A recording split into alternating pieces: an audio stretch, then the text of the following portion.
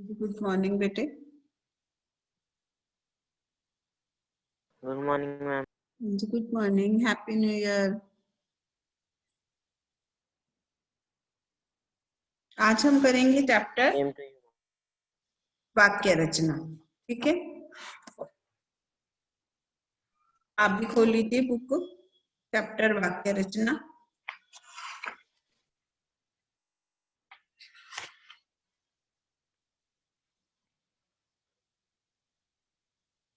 Twenty 28 जो chapter है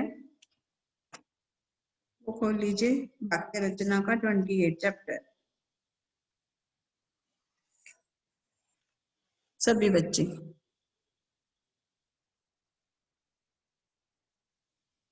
इसमें है, पेज नंबर मेरे पास है 121 जो है, आप भी खोल लीजिए पेज नंबर 121। इसमें है कि वाक्य पदों का वह व्यवस्थित समूह है जो किसी भाव या उद्देश्य को पूर्णतः व्यक्त करने में सक्षम हो। वाक्य किसे कहते हैं? जो कि किसी भी उद्देश्य को या भाव को जो है पूरी तरह से सक्षम करने में सक्षम कर सके। इसको हम इस तरह से समझेंगे कि कोई भी वाक्य जब कहा जाता है तो उसका अर्थ क्या होता है? उसका अर्थ होता है कि वो वाक्य पूरी तरह से सार्थक हो, मतलब कि उसका कोई ना कोई क्या हो, उसका कोई ना कोई उद्देश्य हो, वो अपनी पूरी बात को कह सके। वाक्य में दो चीजें होती हैं, एक होता है उद्देश्य और दूसरा होता है विधेय। इसको हम इस तरह से समझते हैं, इसको हम इस तरह से समझते हैं, इसको हम इस तरह से समझते हैं कि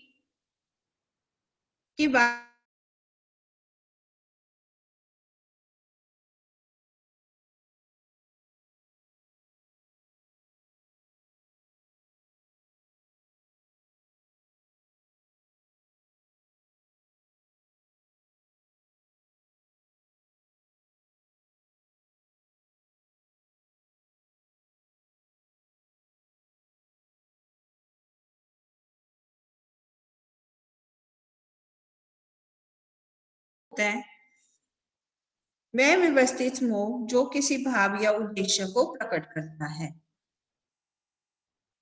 इसमें दो चीजें होती हैं, एक होता है उद्देश्य और दूसरा होता है विधि। मतलब एक तो बात को कहने वाला, दूसरा होता है कि उसमें कौन सी बात कही गई है, वो बात क्या है, उसे हम कहेंगे विधेय। मतलब कि एक उद्देश्य और दूसरा उसका विधेय। जिसके बारे में बात कही जाती है वह उद्देश्य होता है, और उद्देश्य के बारे में जो कुछ कहा जाता है उसे विधेय कहते हैं। प्रारंभ में, वाक्य के प्रारंभ में उद्देश्य होता है और वाक्य के अंत में क्या होता है? विधेय होता है। जैसे कि पिताजी छत पर टहल रही हैं, ठीक है, तो इसमें पिताजी क्या है? उद्देश्य, और छत पर टहल रही हैं ये क्या हो गया? विधेय। ठीक है, दीदी कार्यालय से लौट आई है, दीदी इसमें क्या हो गया? उद्देश्य, और कार्यालय से लौट आई है ये क्या हो गया? विधेय।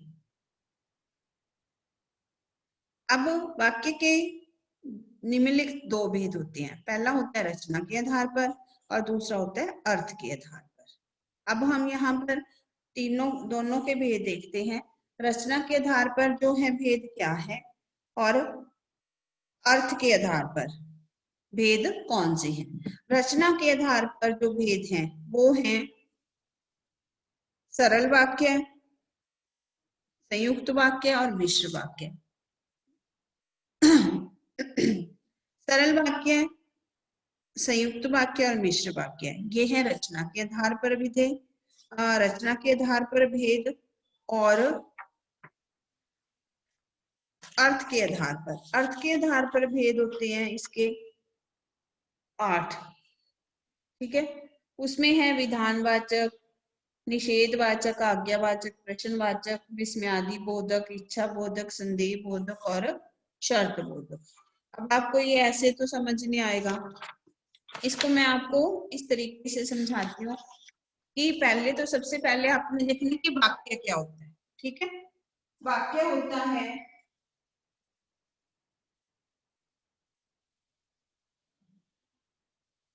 अब यहाँ ऐसे देखिए इसको,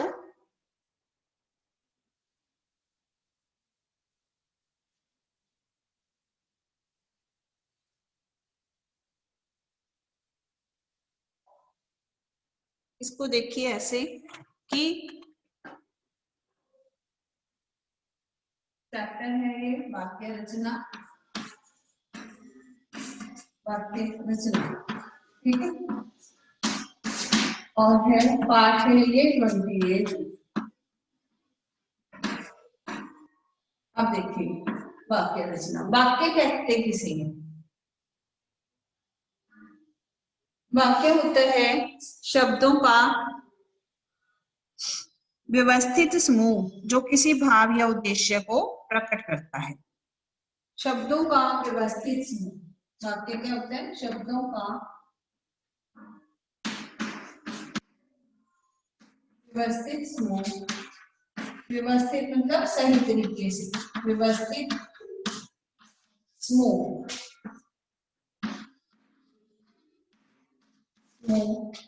जो किसी उद्देश्य को प्रकट करता है, जो किसी उद्देश्य या अर्थ को, जो किसी उद्देश्य को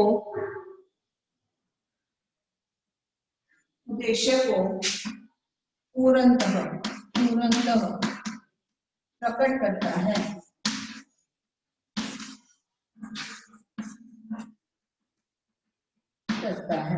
ठीक है।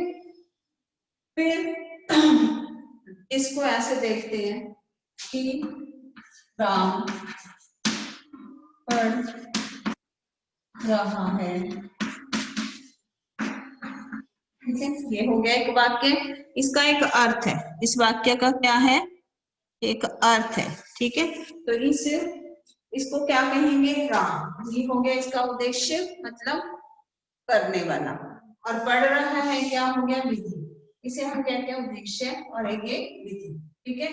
अब वाक्य के भेद, एक तो होते हैं रचना के आधार पर, होते हैं अर्थ के आधार पर। हाँ जी, डोंट डिस्टर्ब बच्चे, क्लास है। हाँ जी, ये जतिन राणा अपना माइक म्यूट कीजिए। जतिन राणा माइक म्यूट कीजिए बेटे। फिर है वाक्य के भेद, रचना के आधार पर अलग होते हैं, अर्थ के आधार पर अलग। पहला है रचना के आधार पर,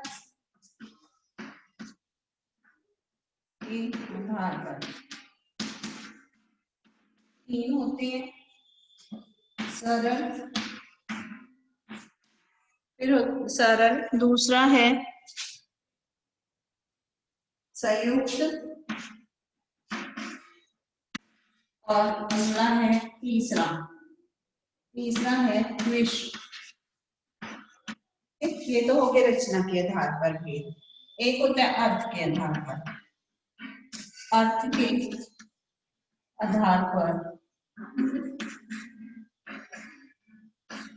अर्थ के आधार पर इसके 8 भेद होते हैं, ठीक है। उसमें है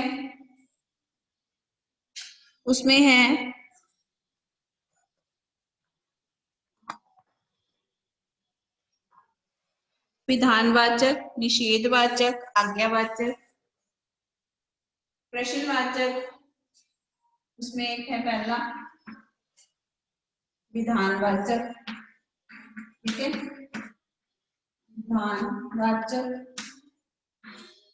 फिर है ये लिख लिया आपने? बोलिए बेटे, लिख लिया आपने ये? बोलिए 8th क्लास।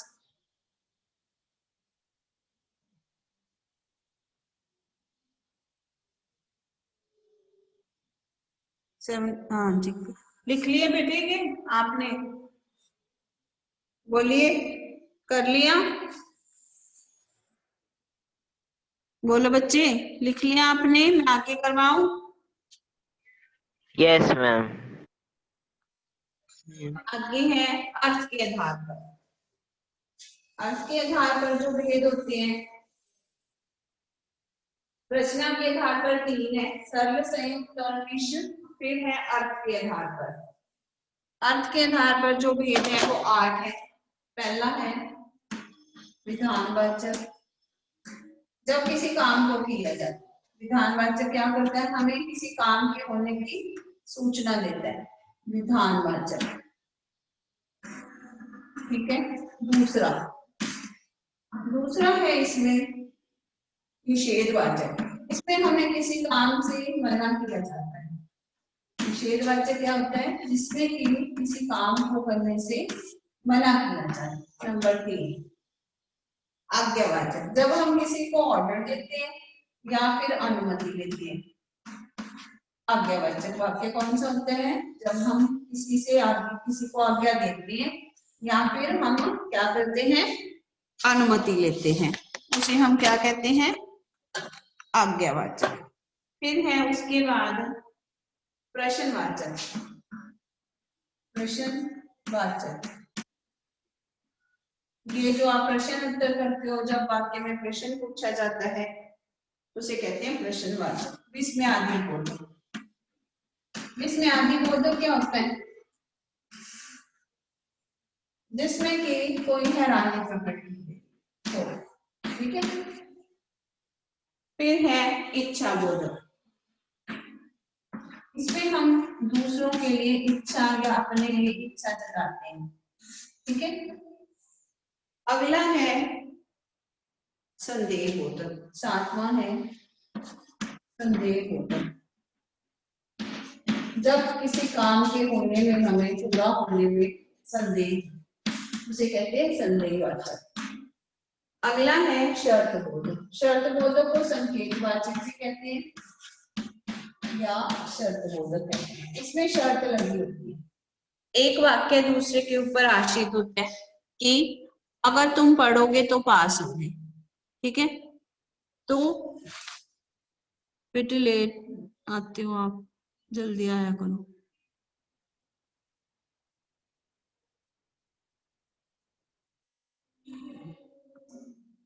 हाँ जी, ये दिख रहे हैं आपको? बोलिए, दिख रहा है बच्चे? Yes yes ma'am. चलिए इसको लिखिए अपने कॉपी में।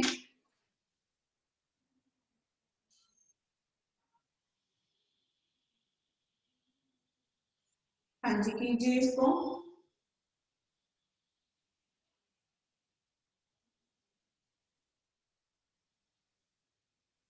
लिख लिया बेटे?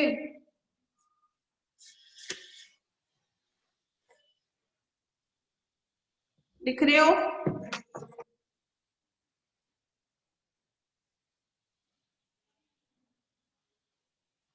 बोलिए। भव्या, मोहित, मैम हो गया, डन। सबका हो गया? Yes ma'am.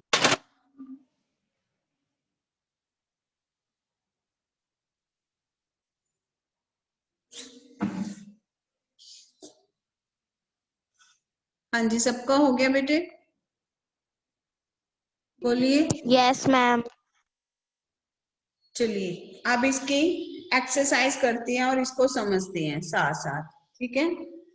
पहला एक्सरसाइज में प्रश्न है, वाक्य किसे कहते हैं? उदाहरण देकर स्पष्ट कीजिए। ये मैंने आपको करवा दिया।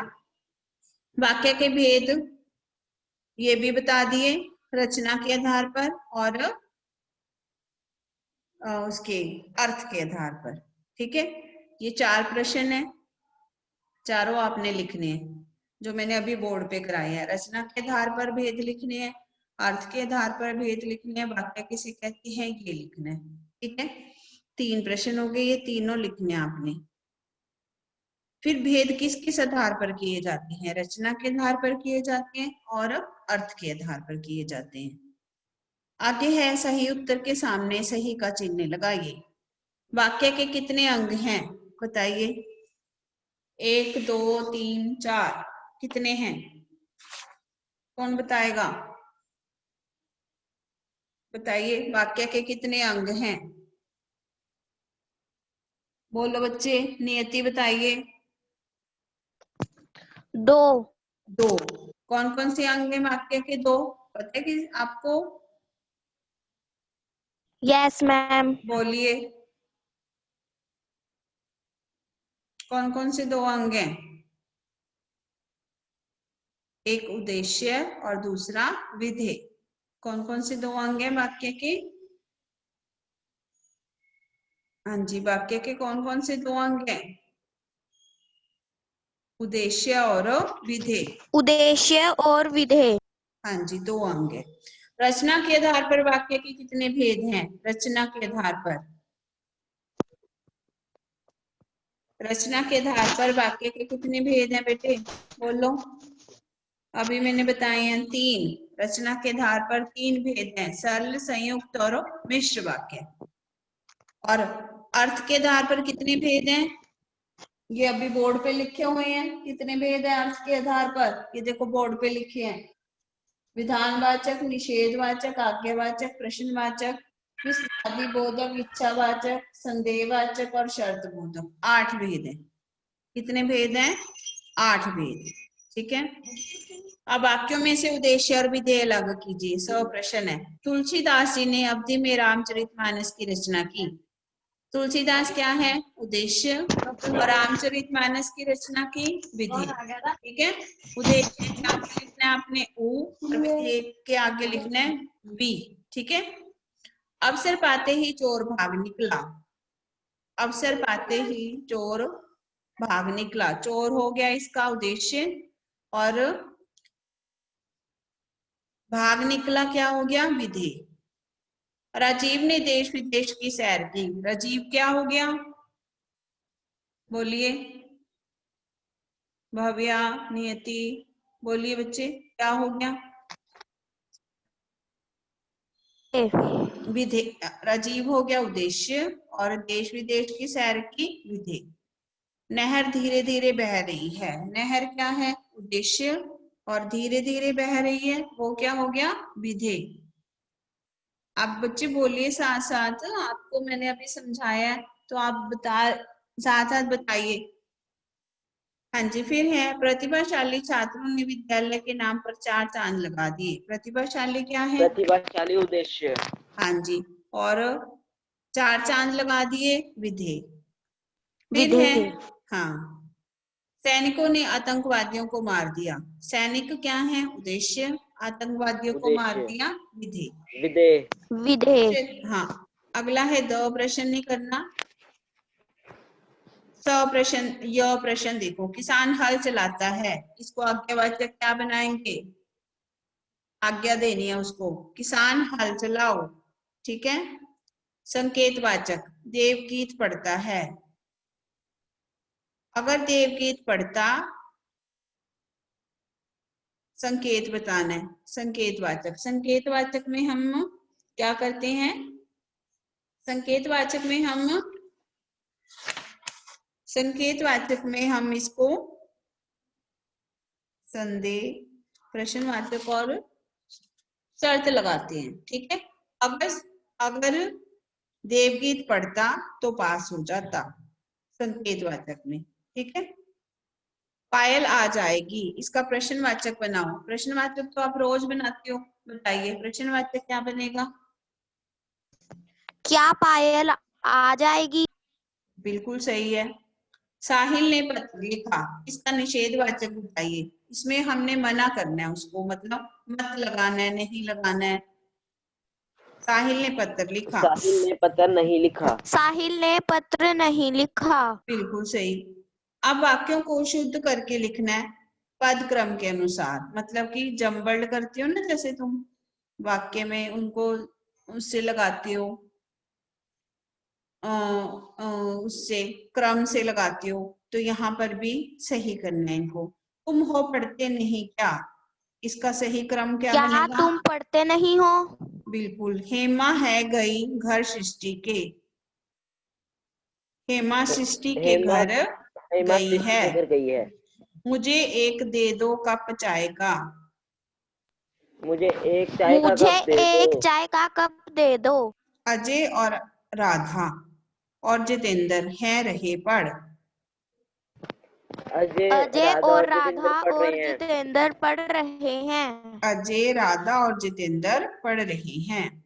यहाँ मिलता है रस ताजे गन्ने का, यहाँ ताजे यहाँ गन्ने का यहाँ रस मिलता है। ताजे गन्ने का रस मिलता है। बिल्कुल सही है। ठीक है, अब आपको पता लग गया कि वाक्य के अंग कितने होते हैं? दो। ठीक है, उद्देश्य और विधेय। अर्थ के आधार पर वाक्य के कितने भेद हैं? अर्थ के आधार पर वाक्य के कितने भेद हैं बताइए? अभी मैंने आपको 8। बताया 8। अर्थ के आधार पर वाक्य के कितने भेद हैं? 8। कौन कौन से हैं? ये बोर्ड पे लिखे हैं, पढ़िए इसको नियति।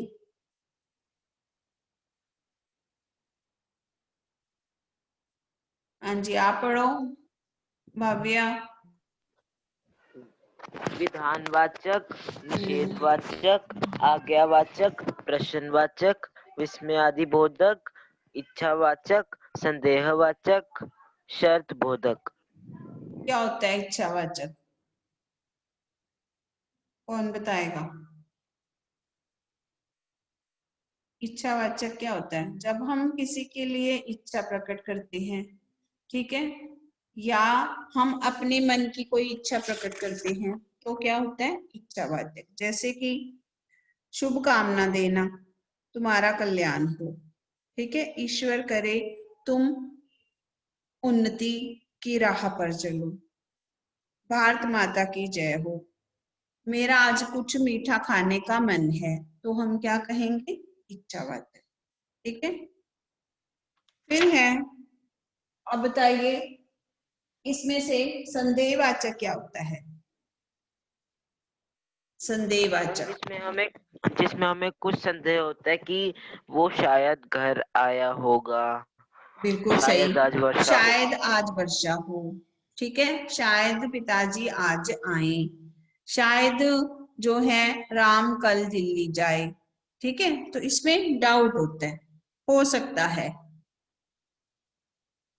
मतलब काम है जो वो पूर्ण नहीं होता। इसमें इसमें क्या होता है? काम के पूर्ण होने में संदेह होता है। ठीक है, फिर है, फिर आप बताइए इसमें से मुझे आज्ञावाचक।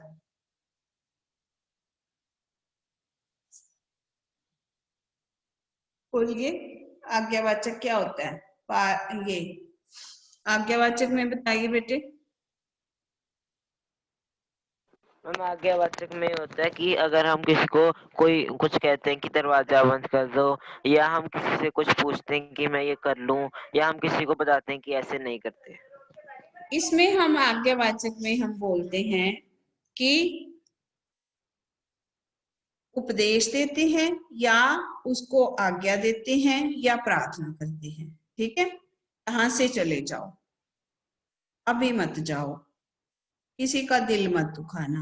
इसमें हम प्रार्थना भी देखते हैं, आज्ञा भी देखते हैं, और उपदेश भी देखते हैं। ठीक है, प्रश्नवाचक में तो आप पूछते हैं हम कब, कौन, क्या, कैसे।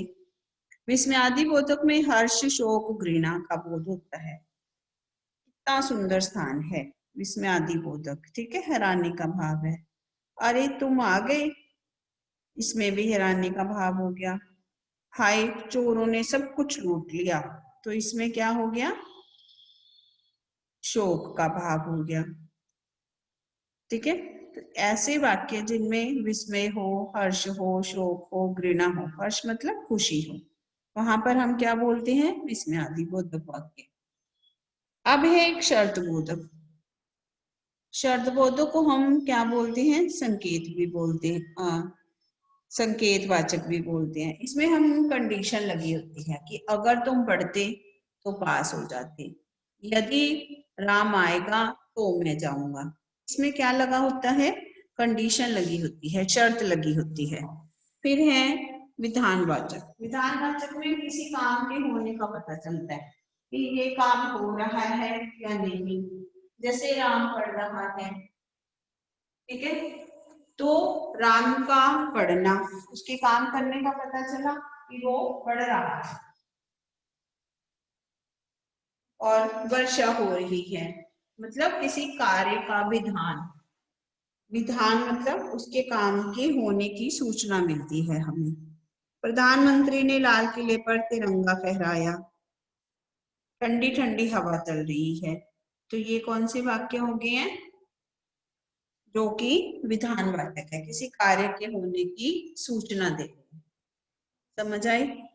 अब बताइए मुझे सरल, संयुक्त और मिश्र वाक्य। ये 10th क्लास में आपको ना ये चैप्टर आएगा, इसमें पूरा एक्सप्लेन किया होगा ये वाला सरल, संयुक्त और जो है मिश्र वाक्य।